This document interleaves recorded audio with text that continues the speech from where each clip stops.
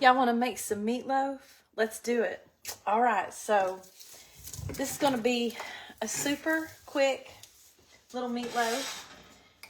I'm trying to make it to a basketball game tonight for some of my students. And so I thought, you know, why not show y'all how I make my meatloaf? All right, so I got several things going on here. I'm going to make some mac and cheese. And I'm going to make a little bit of rice. I know that's 2 starches, but, you know, whatever. I'm going to make some green beans. And I'm going to shave a little bit of carrot up in my meatloaf. Yep, a little bit of carrot. All right, and y'all can go back and rewatch at the beginning because I won't be able to do a lot of repeating as I'm in a little bit of a hurry. So the first thing I'm going to do is just kind of cut the tips off my carrot, and I'm going to shave it down. How was y'all's day today? Tell me something good. Tell me something good that happened to you today. I had a great day with my students. It was really a great day. Everything went well. All my lessons went according to plan. And it was just a good day. So y'all tell me about your day. And I've got lopsided hair. Y'all just ignore that. It's always something going on with it in there. Let me get my garbage bowl. Always have you a handy dandy garbage bowl. Oh, Lord. Turned a burner on that I shouldn't have turned on yet. Goodness gracious. Okay. Y'all ever do that? You turn the wrong burner on? I had my casserole dish on there and this would have busted, whatever the proper English grammar is there. I'm going to turn on a little pan of oil to cook down my onion a little bit that I'm going to put in here. Normally I could hide the onion in with my meatloaf, but this is only a 1 pound meatloaf, 1 pound of meat. And I did use my Angus, Black Angus ground sirloin, ground round from Aldi's. And so it's going to be super duper good. So 1 pound of that. And now that I have shaved my carrot down, got all the skin off, just in case it's still a little dirty, you know how it doesn't, it gets all down in the cracks and the crevices. And now I'm just going to shave a little bit of carrot off into my meat. We're making a meatloaf, y'all. And this is going to be super quick. And I'm just kind of shaving off the tip with my little vegetable peeler. Okay, I've got 1 pound of ground beef, and I don't know that I'll need this entire carrot as this is going to be such a small meatloaf. Do y'all like meatloaf? What's your key ingredient? Like that you're like, it's your thing. It's like your secret. It's like your little secret to the sauce, so to speak. All right. So I think I've got enough carrot in here now with it being 1 pound of meat. Now I've got this burner on back here. I'm going to saute down just a little bit of onion because the men folks in this house, they got problems with onions, y'all. I love onion. Do y'all like onion? Tell me in the comments. Y'all comment me up, okay? I do monetize on Facebook now. Thank you, Jesus. And the more you comment, the more pennies they put on there. And I'm talking pennies, y'all. It's so funny. But it's better than nothing. And please share it if you don't mind. Pop it out there on your page and share it for me. And that boosts my algorithm. All right. So I've got my onion peeled here. Do y'all rinse your onions? I don't. Y'all just think whatever you want to of me. All right, 1 pound of meat. I'm just going to do about 1/4 of this onion. And I'm just going to pop it in this pan right here that I've got all heated up. And I'm going to saute it down because I'm really worried about this 1 pound of hamburger meat not quite doing the job of hiding the onions. Do y'all have to hide onions in your food? All right, so I've got my 1 pound of hamburger meat. I've shaved up some carrots on top of it. I am sauteing some onion, and now we're going to go in with the breadcrumbs. If you're gluten intolerant, they do make gluten-free breadcrumbs, and you can get them at Walmart. This is Aldi's. Aldi's does not carry the Aldi's does not carry the gluten-free, but I'm just going to eyeball it and put about a 1/4 cup of breadcrumbs. And these are the Italian size style. They do have the regular as well, if you need it for something that Italian would not do well with. I'm going to throw in a handful of this fresh dried, is that a thing? I don't think it is. All right, a little bit of parsley. I love white pepper. Do y'all like white pepper? I'm a white pepper lover. All right, so we're just gonna sprinkle some white pepper in here. I want y'all to see this bowl. Y'all need to see it when you see me. All right, a little bit of white pepper. It accents all your other flavors. Y'all want it. Y'all want it. Y'all want it. All right, and then I'm gonna go in with just a good dry Italian blend. And I'm just eyeballing it, probably about a teaspoon.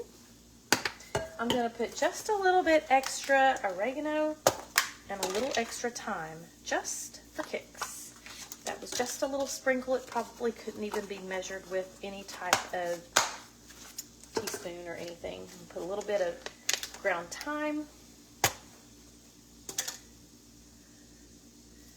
All right, now I'm so sad because I still can't order my melting pot garlic and wine.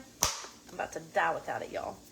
All right, now we are going to use it's not mine, but I like to promote it, and it is the Everglades. It's the regular Everglades.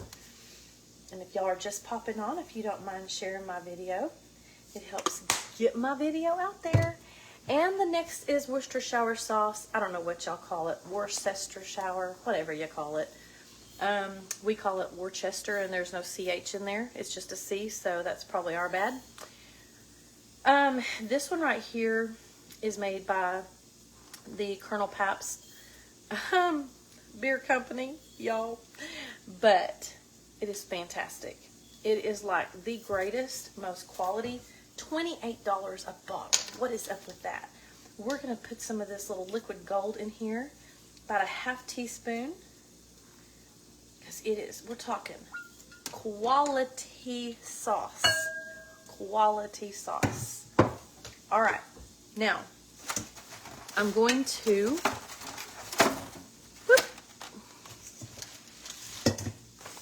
I remember now I had put up this little container. This is what was left of this. I think we're going to go ahead and add the rest of that, just because I want to get rid of this container. Okay. All right. Now, I'm going to put in 1 egg. That's going to be the binder that's going to hold with the breadcrumbs. It's going to hold my meatloaf together. These are, they say large white eggs. Large. No, ma'am. No, sir. That is not large, but by somebody's standard it is. I'd hate to see what their small eggs are. This egg's like wanting to crumble. Okay, we did it somehow without, wrong. I was going to say without the shell, but the shell. Do y'all think I should put 2 in there, even with 1 pound of meat? Do you think 1 egg's enough? Tell me in the comments. What would you do? Even this cook needs some help. All right, now I like to have some kind of a sauce. Something with a little tomato kick. You can put ketchup. You can put barbecue sauce.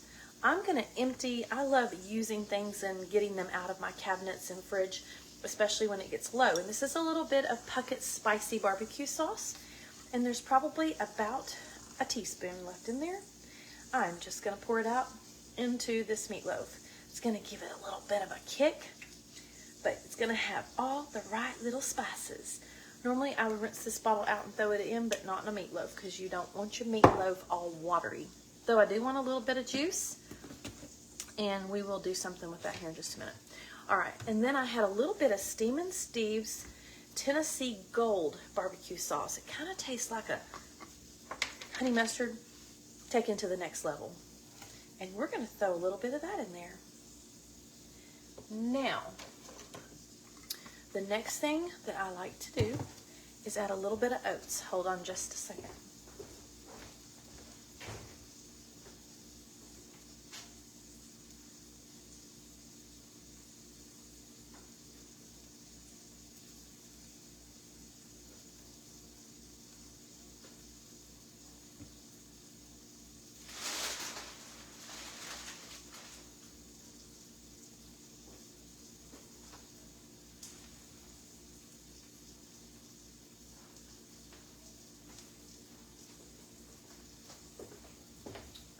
Well, in my quick scan of the house, I did not see oats. So what we're going to do is add a little extra breadcrumb in place of the oats.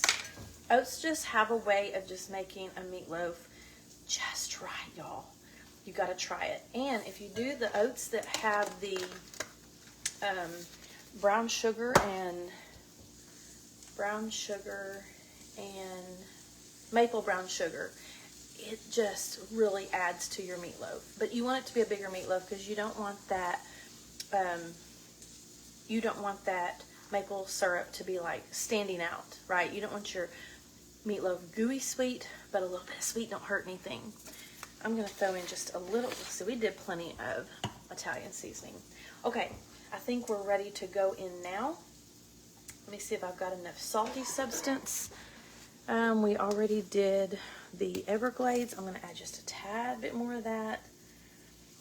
Okay, and I think we're good to go, y'all. I'm going to put on my gloves. I have this handy dandy little loaf pan right here that's going to contain my meatloaf. Half a box of stovetop stuffing and meatloaf. I like the sound of that, y'all. I like the sound of that. Miss Jan says stovetop. I've not ever thought of that. I never buy it because I don't like it like as stuffing. I like dressing, like it made out of cornbread. But we're gonna mix this all up nice and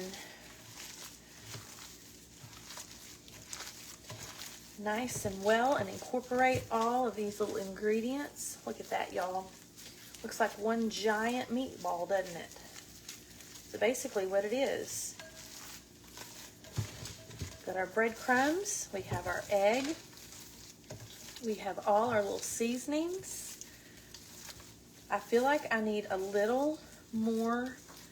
I'm going to take this glove off, and I think we need a little more breadcrumbs. I'm really missing my oats. I know I have some, but I don't see them quick, and I don't like to leave y'all hanging. Okay, so I would say all in all, I have probably put a solid cup of breadcrumbs into this meatloaf, okay? And it's just going to be the binder with the egg that holds this baby together. Okay, now I'm going to spray my loaf pan.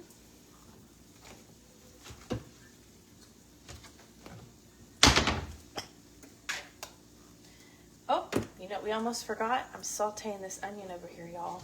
I almost forgot about it. Goodness gracious.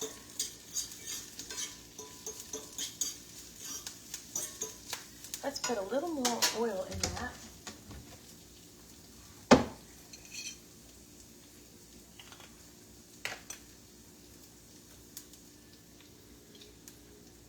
Okay, so we're sauteing up a little bit of onion.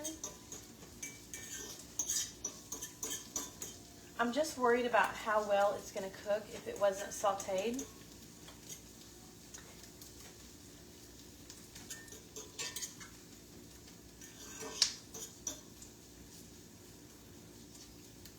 Okay, while we're doing that,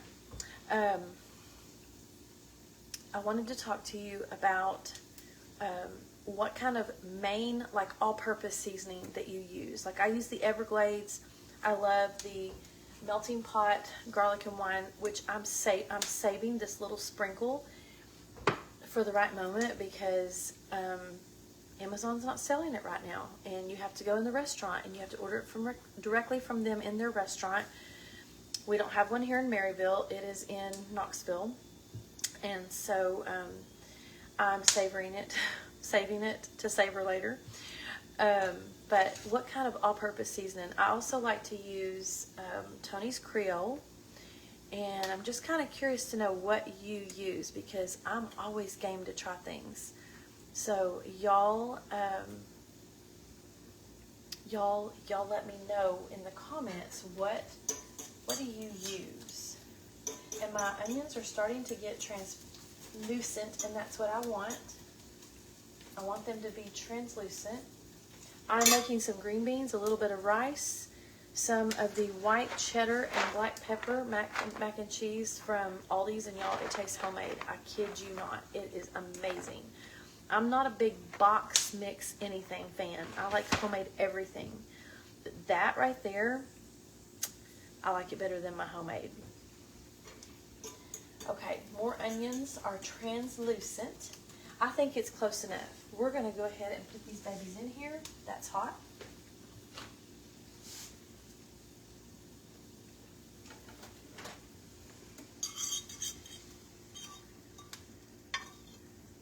I'm not gonna put them all. I feel like it's too much for that 1 pound. I think that's good. I'm gonna turn that off. I'm gonna let those cool off for a second. So y'all put in the comments what your favorite all-purpose seasoning is while I tell you what's in my meatloaf. It is 1 pound of hamburger meat. It is about a dash of Worcestershire sauce, about a dash of Steam and Steve's liquid gold barbecue sauce, a little bit of Mr. Puckett's spicy barbecue sauce. That's kind of my I guess you could say my tomato base is the Puckett's, which it wasn't a whole lot. I am going to put a little bit of ketchup over the top of my meatloaf. If you have tomato sauce, tomato paste, that works as well. You may even like to put more tomato in yours. I'm not going to today, just because I've kind of got things already rolling. But I've got lots of Italian breadcrumbs right here.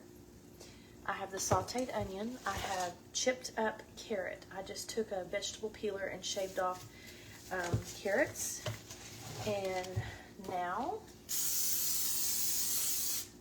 I've got my oven heated to 375. And I honestly feel like that we're ready to roll.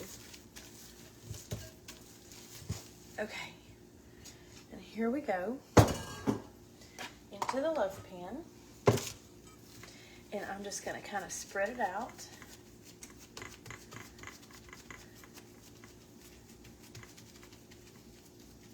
Okay. You want it to have some thickness so that you can like slice those meatloaf slices. All right, we're going to put a little bit of ketchup on top.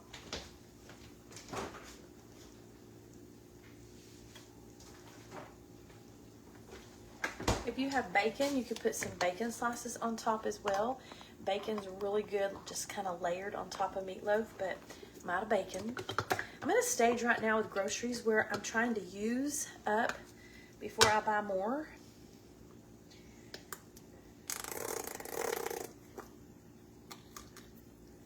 Now I'm just going to take a spoon and I'm going to just kind of smooth that over the top. And I think we're ready to pop this baby in the oven. And that, my folks, is my meatloaf. 375 for about 40 minutes.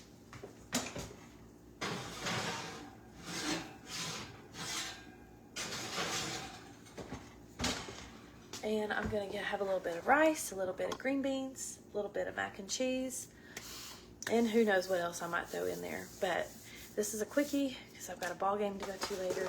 But I love y'all. Thank you for joining me. And until next time.